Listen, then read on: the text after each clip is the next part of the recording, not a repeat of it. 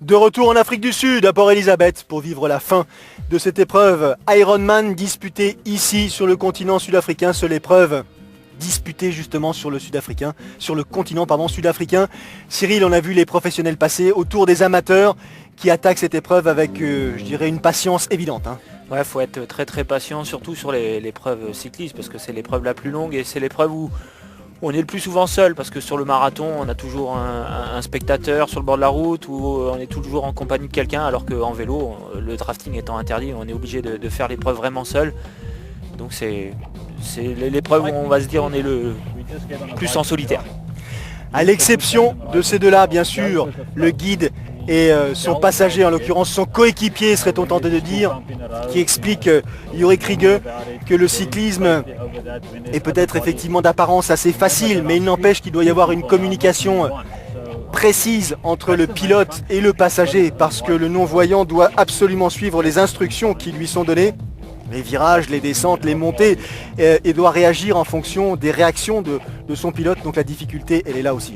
Ouais, elle est double, et puis s'il y a un des athlètes qui est un peu en difficulté, il faut aussi que le deuxième s'adapte et vice versa. Donc la gestion de l'effort est beaucoup plus complexe, puisqu'ils sont obligés de gérer l'effort ensemble. On retrouve la tête de course féminine, pour l'instant pas de changement. Lucie Zelenkova est toujours devant, Catherine Cronje, on a vu Edith Niederfoniger, et là voilà, Bella Commerford qui revient tranquillement. Elle avait quelques minutes de retard à l'issue du parcours de natation. Bella, elle a une ambition certaine, monter sur la plus haute marche, donc il ne faut pas qu'elle perde de temps. Des paysages magnifiques, vous l'aviez couru, cet Ironman, Cyril? Ouais, j'ai fait 2 fois l'Ironman deux fois l'Ironman là-bas, et une fois l'épreuve test, c'était sur un demi-Ironman. C'était d'ailleurs ma meilleure perf sur la distance Ironman, puisque j'avais pris la deuxième place. J'avais fait une belle course, une belle bagarre avec Reinhard Tissink. Reinhard Tissink effectivement s'était imposé. Vous aviez terminé deuxième. Pour l'instant, Reinhard Tissink, il est deuxième. Derrière tout simplement votre compatriote, notre compatriote, François Chabot, qui a eu une saison 2007 en demi-teinte avec une blessure et qui là a décidé de mettre le paquet cette année. Ouais, François qui a été obligé d'écourter sa saison tôt en 2007. Donc il a pu reprendre l'entraînement plus tôt, et il s'est dirigé vers l'Afrique du Sud pour essayer justement de prendre sa qualif le plus tôt possible. L'an dernier, il n'avait pas pu aller à Hawaï dû à des blessures, et c'est vrai qu'il a choisi une bonne course, parce que c'est vrai que je pense que c'est vraiment un parcours qui lui convient bien, surtout la partie cycliste où c'est très très roulant, où on l'a vu, il faut emmener du braquet, et puis il faut utiliser le vélo de contre-la-montre, et François, c'est vraiment son domaine. Il a une ambition affichée cette année, François Chabot, c'est bien sûr participer au championnat de France qu'on vivra ensemble le week-end prochain à Belfort, et qu'on vous montrera, qu'on vous diffusera sur l'antenne de Sport Plus dès mercredi prochain. Vous aurez le championnat de France longue distance mercredi prochain sur Sport Plus, et le lundi soir le championnat de France distance olympique. Mais François, il a l'intention de participer à Roth, l'épreuve allemande, et de se qualifier pour les championnats du monde et d'enchaîner avec Hawaï. C'est ça son objectif? Ouais, c'est l'objectif de François. Donc en fonction du résultat de la course d'Afrique du Sud, s'il prend sa qualif pour Hawaï, en effet, il ira donc après les championnats de France à Roth, qui lui n'est pas sélectif pour Hawaï, ne fait pas partie du circuit. C'est sûrement l'Ironman le plus populaire en Europe. C'est vraiment une très très grosse course. Et puis en fonction aussi de ces résultats des championnats de France, François, je pense, et je l'espère, fera les championnats du monde qui lui serviront de test avant Hawaï, puisque les championnats du monde ont lieu début septembre et Hawaï mi-octobre, donc ça lui laisse le temps de récupérer et de finir sa préparation pour Hawaï. Et le résultat pour l'instant ne se fait pas attendre. Le cycliste, le bien préparé, comme le dit Cyril Neveu, François Chabot, est en tête de cette épreuve disputée ici en Afrique du Sud, avec maintenant Reinhard Tissink en deuxième position, et cet homme, l'Espagnol Marcel Zamora, qui a l'habitude de revenir progressivement. Attention à lui. Ouais, on le voit, Marcel qui est vraiment bien positionné, qui là envoie du gros et essaie de remonter. Il avait pris un peu de retard en natation, sachant que c'est un très bon coureur à pied. On l'attend sur le marathon.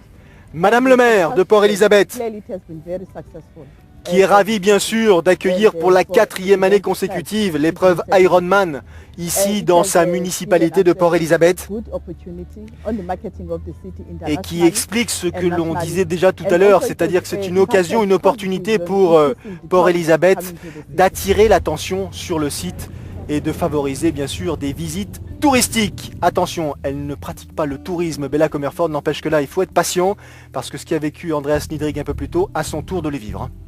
Ouais, Bella qui a crevé, donc C'est une situation un peu délicate pour Bella parce qu'on l'avait vu en début de course, elle tenait vraiment à essayer de gagner cette course et là il n'y a pas d'assistance mobile, on le voit sur cet Ironman et donc elle est vraiment embêtée. Elle est très déçue, nous dit Bella Comerford. J'ai tout le matériel pour effectivement réparer et pouvoir enchaîner, mais il n'empêche que là, ma petite, en l'occurrence, bonbonne de gaz faite pour gonfler le nouveau boyau qu'elle a mis sur sa roue crevée ne fonctionne pas, donc en aucun cas elle ne peut poursuivre l'épreuve pour l'instant. Elle ne sait pas quoi faire, elle est perdue au milieu de nulle part. Bella Comerford, elle est en train de vivre un mini-drame en l'occurrence. Pour l'instant, lui, ça se passe beaucoup mieux, il est le premier à intégrer l'ère de transition. François Chabot. Ouais, François qui a pris les commandes de la course, on l'a vu dès les premiers kilomètres vélo, avec un temps quand même de 4h24-17, donc c'est pour vous donner un peu le degré de performance, et plus de 40 km/h de moyenne, c'est vraiment un très bon temps vélo. En deuxième place, Reinhard Tissink.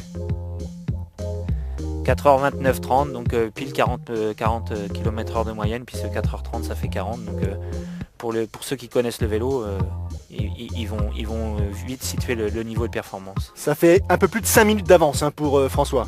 Ouais, 5 minutes d'avance, donc on va pas dire que c'est confortable, mais vaut mieux les avoir avec que contre. Et maintenant il faut voir dans quel état va aborder François ce marathon.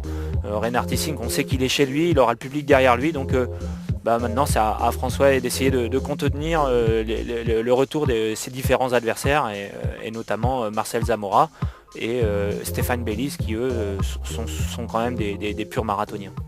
C'est parti donc pour le marathon, et pour ce qui concerne Bella, qui s'évertue à tenter de gonfler sa roue. Ah, Cyril, ils sont arrivés finalement, il y a eu une assistance mobile, c'est ce qui lui a permis de reprendre la course. Ouais, le fait de voir Bella, on pensait qu'il n'y avait pas d'assistance mobile, mais c'est vrai que maintenant les organisateurs essayent de mettre en place une assistance mobile, surtout sur des parcours comme en Afrique du Sud où il y a 3 boucles à vélo, donc c'est beaucoup plus simple pour l'assistance mobile de tourner comme ça.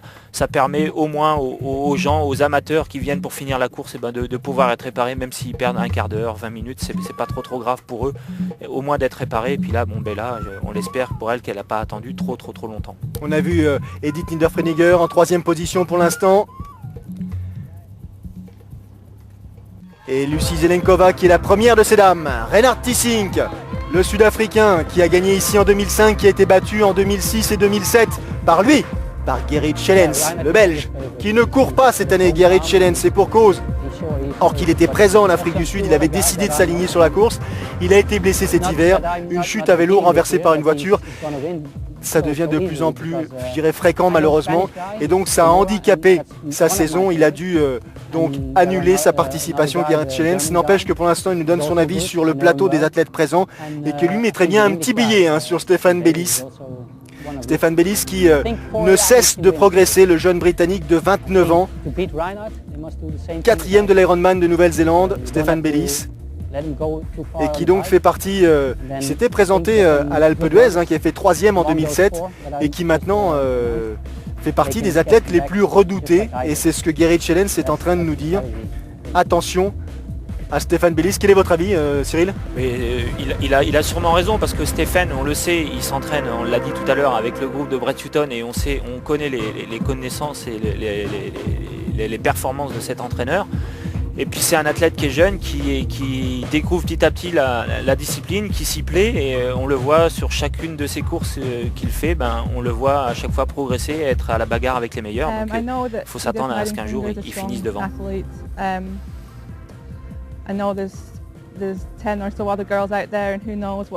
Et Bella Comerford là qui nous tout simplement nous dit, et que l'on entend, qu'il y a effectivement une dizaine d'athlètes professionnels susceptibles de pouvoir l'emporter ici. en Afrique du Sud, mais que fatalement, elle se doit de réaliser, elle, une course quasi parfaite, sans faute, tout en sachant que à l'occasion du marathon, la dernière épreuve de ce rendez-vous, Edith Niederfreniger sera sans doute son adversaire la plus redoutable. Ce sont des athlètes qui sont capables de courir des marathons dans des temps absolument incroyables après avoir parcouru 180 km à vélo et 3 km 8 de natation. Ce sont des véritables, je dirais, Formule 1 d'endurance presque. Ouais, bah, c'est des athlètes qui courent vraiment très vite, qui sont capables de, pour Edith de courir le marathon aux alentours des 3 heures. Donc c'est pour ça que Bella, elle sait que sur cette épreuve, ça sera vraiment Edith la super favorite. 3 boucles de course à pied à parcourir donc à Port-Elizabeth pour boucler les 42 km du marathon. Gros plan sur, pour l'instant, Reinhard Tissink et toujours François Chabot en tête de l'épreuve masculine. François Chabot qui comptait plus de 5 minutes d'avance sur Reinhard Tissink à la sortie de l'aire de transition après le parcours cycliste. Reinhard Tissink qui revient bien, et que dire de cet homme derrière qui revient très bien, Stéphane Bellis, on ne cesse d'en parler. Là, ça a l'air d'être une évidence. Ouais, là c'est une évidence, on le voit, il est beaucoup plus à l'aise en course à pied, la foulée a l'air beaucoup plus légère. Bon, maintenant on n'est qu'au premier de ces 3 tours du marathon, donc il faut attendre encore que la course se déroule. Et puis mais on a vu François aussi qui ne montrait pas non plus de gros signes de fatigue, il est dans son rythme, il est dans sa course, et bon, le suspense est garanti jusqu'à la fin de la course.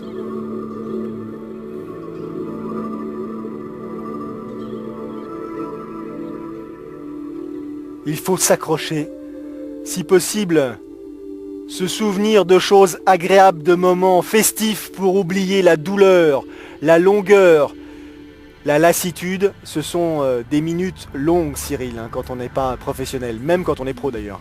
Ouais, c'est des minutes longues, et bon, c'est vrai qu'il faut se souvenir des bons moments, mais aussi quand on est en difficulté, se souvenir qu'à l'entraînement, on a parfois souffert et que on a réussi à aller au-delà, donc il faut se penser à tous ces moments-là. Et Andreas Niele qui lui est parfaitement à l'aise, 41 ans, l'Allemand, un des vétérans du circuit Ironman, qui avait terminé 2e de l'Ironman de Floride en 2002, 7e à Hawaï en 2001, et qui dit tout simplement qu'il vit une des plus belles courses de sa carrière d'athlète. À 41 ans, ça laisse pantois, mais bon, on veut bien le croire. Moi je pense qu'il n'a pas la pression du résultat, donc il la vit différemment. Il est venu ici pour se faire plaisir, pour courir, et puis les premiers rôles, s'il avait pu les accrocher, il les aurait pris. Maintenant il a crevé en vélo, donc il les laisse aux autres, et il profite de ses bons moments. Marcel Zamora qui est en 3e position derrière François Chabot et Reinhard Tissink. On voit la course de ces dames. On a vu Catherine Cragneux, la sud-africaine, qui avait quelques difficultés. On assiste là au retour de Bella Comerford, la britannique. Elles n'ont pas la même foulée. Edith Niederfreniger, très dangereuse bien sûr sur distance marathon, et devant Lucie Zelenkova, la tchèque, qui a l'air de marquer un tout petit peu la Cyril. Ouais, Lucie qui marque le pas, et François qui se fait doubler par Reinhard. On a vu Reinhard Tissink qui donne un petit coup de main à François. Alors je vous rassure, il n'est pas là en train de lui dire ça y est, t'as perdu. Il est plutôt là en train de lui dire allez François, accroche-toi, faut aller au bout, c'est pas perdu, il y a encore des places à prendre pour Hawaï. Et François là, il est dans une situation délicate, parce que d'un côté il y a ses jambes qui lui disent non, tu peux plus, il faut que tu marches, et puis je suis sûr que dans sa tête il se dit bah voilà, faut que je reparte, faut que je cours, et on le voit, il fait l'effort de repartir, il s'accroche, et bon, c'est des moments difficiles à passer. Maintenant il faut passer le cap et essayer de revenir. Il a été doublé par Tissink, il a été doublé par Bellis qui double à son tour Reinhard Tissink. Le Britannique est en train de faire une course à pied tonitruante. Est-ce qu'il va prendre l'avantage sur le Sud-Africain? Un Sud-Africain qui s'accroche, Cyril, il s'accroche. Est-ce qu'on trouve l'énergie supplémentaire là? Ouais, Reinhard Tissink il a vu que Bellis ne le doublait pas vraiment, c'était pas vraiment franc, donc il essaie de s'accrocher. Maintenant, est-ce qu'il va tenir quelques kilomètres pour essayer de prendre le rythme et puis aller au bout avec lui, et pourquoi pas finir au sprint? Mais bon, c'est vrai qu'à chaque fois qu'il y a qu'un concurrent comme ça qui nous double, on essaie de s'accrocher si on sent que la vitesse n'est pas vraiment supérieure. Regardez là, Stéphane Bellis, l'anglais, Reinhard Tissink, le sud-africain, ils s'accrochent l'un à l'autre, ou plutôt Tissink s'accroche à Bellis.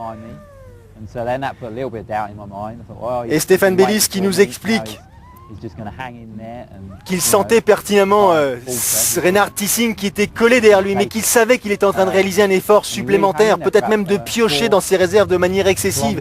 Lui se contentait de gérer son épreuve, de l'emmener, je dirais, de plus en plus vers la jaune-rouge.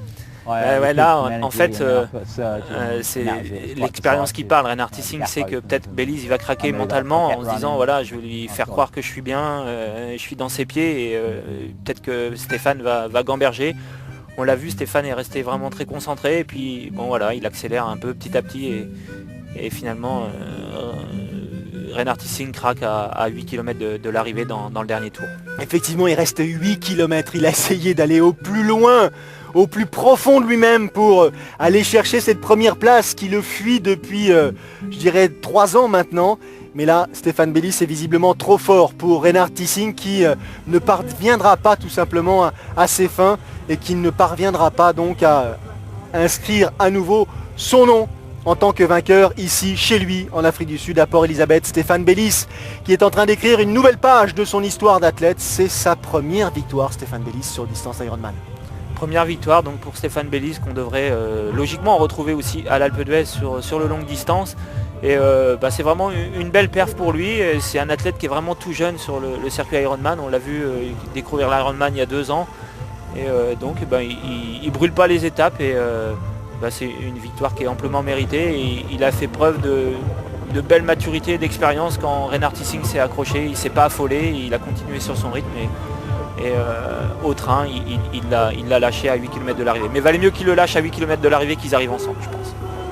Regardez la foule, les applaudissements, les honneurs réservés à ce vainqueur. Je dis Reinhard Tissink, c'est de votre faute Cyril. Stéphane Bellis qui court la distance marathon en 2h51 minutes et 2 secondes. C'est impressionnant. Ouais, c'est impressionnant, c'est digne d'un temps marathon des tout meilleurs sur le circuit Ironman. Il faut savoir qu'à Hawaï, en général, les vainqueurs courent entre 2,45 et 2,55, donc il est dans la fourchette. Au tour de Reinhard Tissink d'en terminer. Il va prendre la 2e place, Reinhard Tissink, tandis que Stéphane Bellis a terminé l'épreuve en 8h18 minutes et 23 secondes. Au tour de Tissink d'en terminer à 5 minutes presque de Stéphane Bellis. Reinhard Tissink qui lui a couru la distance marathon en 3h35 secondes. 3h35 secondes, c'est beaucoup trop lent. Non, c'est un très très bon temps. Reinhard Tissink, c'est vrai, on l'avait déjà vu courir le marathon en 2,50, 2,55. Bon là, il y a 5 minutes de plus. Il a dû produire un gros effort avec François en vélo. Il l'a payé un peu sur le marathon, mais je pense qu'il ne pensait pas que Stéphane Bellis allait courir aussi vite.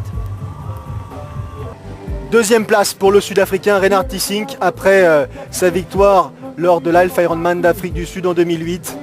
Il ne rééditera pas la performance sur distance Ironman. Il est certes déçu, mais il ne faut pas oublier qu'il a gagné l'Ironman de Corée en 2007. Il a donc déjà à son actif pas mal de performances. Il est cuit, visiblement il a tout donné. Il a essayé de contrer au maximum le Britannique. Il n'y est pas parvenu. 3e place, je dirais presque que c'est une petite surprise. L'Autrichien Peter Schonzenegger, 15e lors des championnats du monde, 73 en 2007. Un homme qui vient du distance olympique, un jeune rookie sur distance Ironman et qui réalise une belle perf puisqu'il termine 3e en 8h33 minutes et 24 secondes. Voilà le classement général. François qui a retrouvé des couleurs pour prendre une 4e place et finalement réussir sa qualif pour Hawaï. Ouais, une belle 4e place à 7 secondes de la 5e.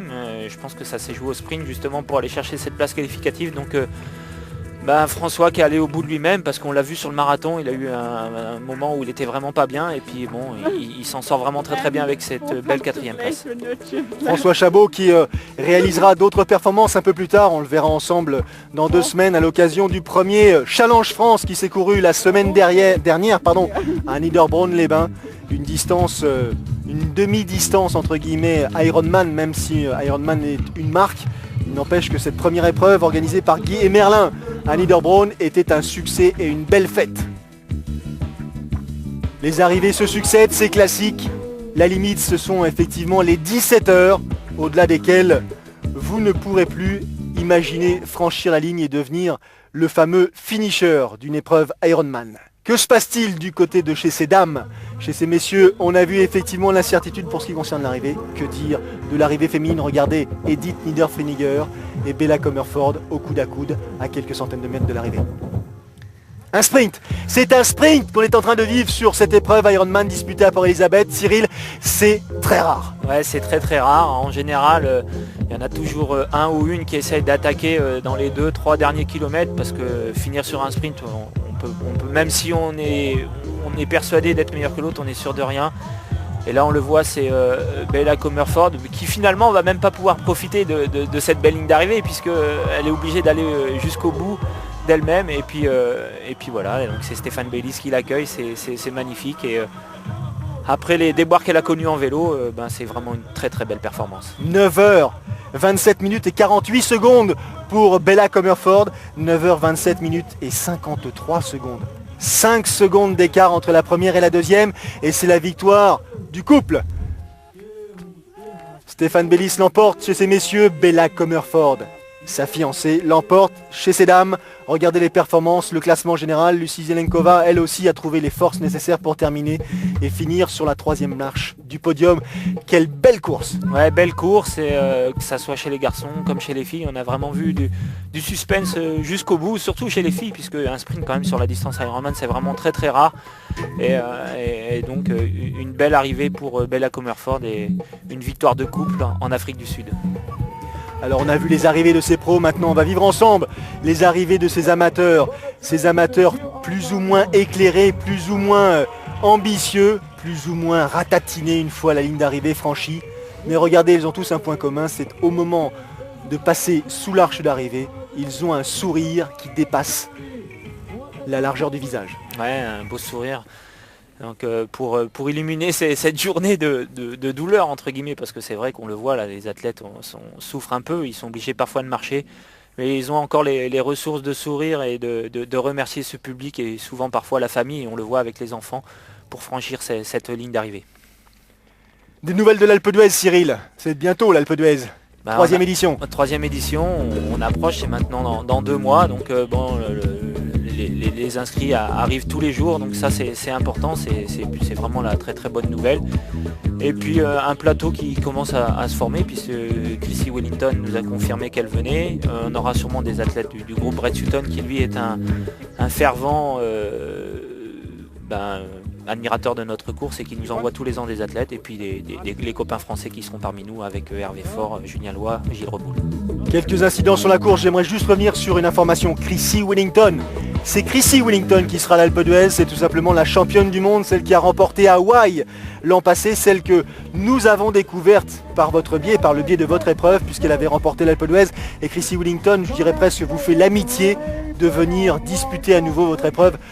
C'est pas à négliger sur un CV. Ah non, c'est pas à négliger, nous on est vraiment très contents, d'ailleurs c'est pour ça qu'aussi on le fait un peu savoir, et Christine nous avait dit déjà après Hawaï, nous avait remercié de l'avoir accueillie. Elle s'était bien préparée quelques jours en altitude, donc à l'Alpe d'Huez, et elle avait annoncé à Hawaï qu'elle avait vraiment apprécié cette course et que ça l'avait aidé pour préparer l'Ironman Hawaï.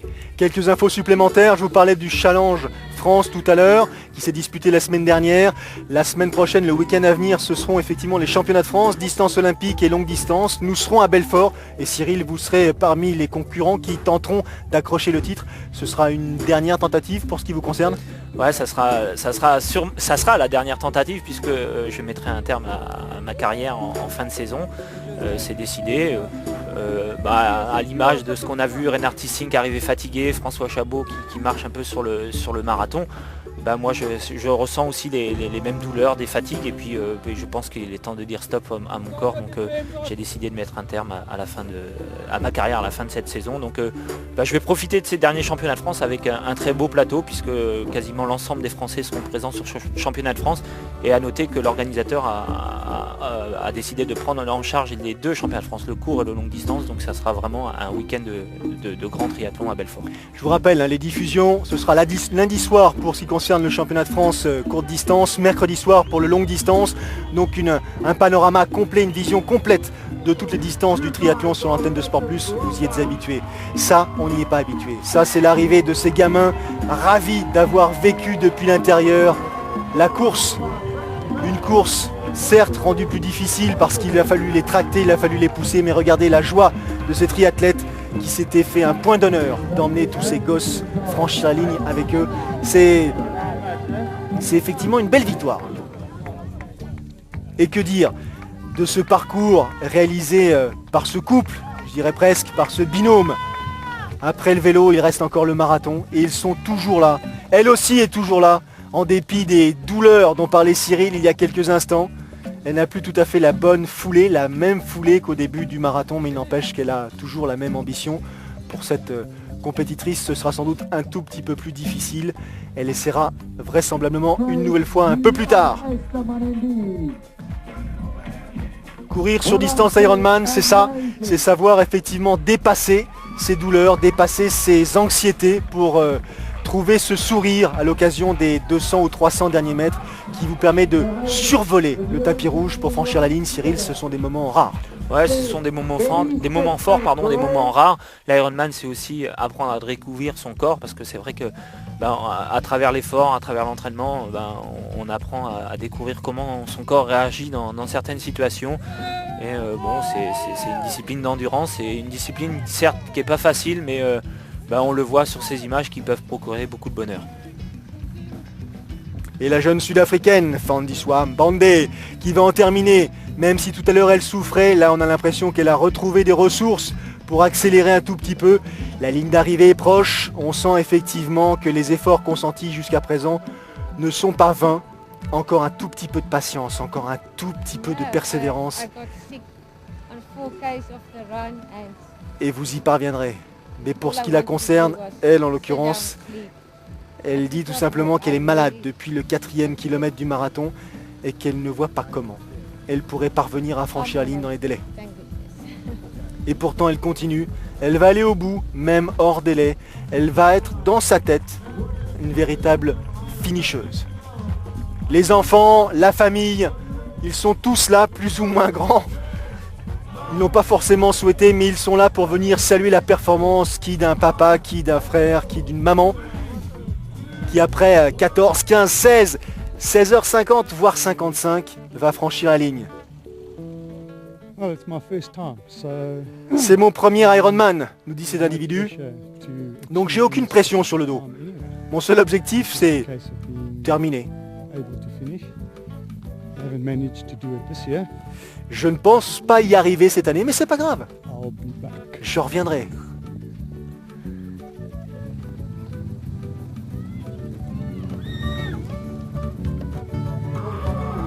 Voilà pour ce qui concerne ces images, ici en Afrique du Sud, et le franchissement de la ligne de François et son guide. Belle performance, superbe performance. Merci Cyril pour votre présence. Prochain rendez-vous, ce sera la semaine prochaine bien sûr. Championnat de France, courte distance et longue distance sur Sport Plus. La semaine d'après, le Challenge France et d'autres bien sûr à venir. Salut à tous. Salut.